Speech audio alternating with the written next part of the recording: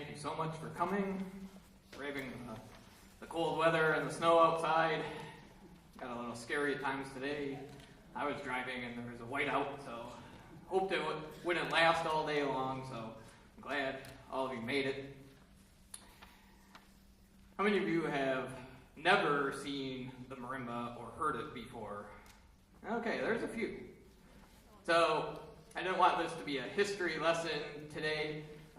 That might be for another recital. But the marimba comes from Africa. There are many different xylophone and marimba traditions across Africa. And then the marimba, during the slave trade, got brought to Central America. And it's very popular in Honduras and Guatemala and Mexico. And about 100 years ago, early 1900s, the marimba got brought to the U.S. And there's some differences between this instrument and the ones from Africa. First of all, we stand up when we play this. In Africa, they sit down. This is also larger. And the traditional African instruments have gourds instead of the metal pipes, and those are called resonators. So traditional African xylophone has gourds. In Mexico, they used wooden tubes for the resonators. But they also stood up, so that's when that change happened, was when it got brought to Central America.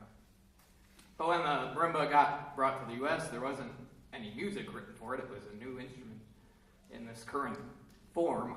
So they started playing transcriptions of famous works for other instruments, and Bach's works, especially for cello, the cello suite, and violin sonatas, and his violin concerto in A minor. Those are all really well-known pieces in the marimba repertoire as well. So as you heard, the cello suite fits perfectly on this instrument. It's like it was made for it. At least I think so. No offense to the cellists out there, but it sounds wonderful. I hope you felt that same way listening to it as I did playing it. So part of this, the reason I chose to do all marimba pieces for this recital was so that I could delve back into the repertoire myself and learn some classics like that one and explore some new pieces too. So I knew I wanted to play the last piece on the program, Mosaics, and that has flute and bassoon. So I wanted to partner with someone different, something that I had never done before, so I immediately thought of a string instrument. And I typed on Google violin marimba duets, viola marimba duets. And I came across a few pieces, and this one in particular kind of stood out. The marimba is used in a lot of different ways. It has a nice chorale section to open it. It's used rhythmically too. It's used to support the viola player. I do have a little drum setup that I switched to, so it's not all marimba music.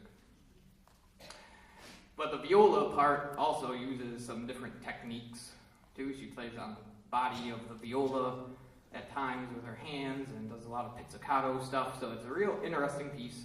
Very modern sounding, but it's got a lot of variety to it. Every minute there's something different that happens. So I'm going to rearrange my setup, and then I'm going to welcome Katie Williams out to the stage with me. She's on the faculty here at FSPA, plays in the Flint Symphony as well. Phenomenal player. It's been really fun to work with her on this. So let's give us a minute for some stage changes, and we'll play Compass.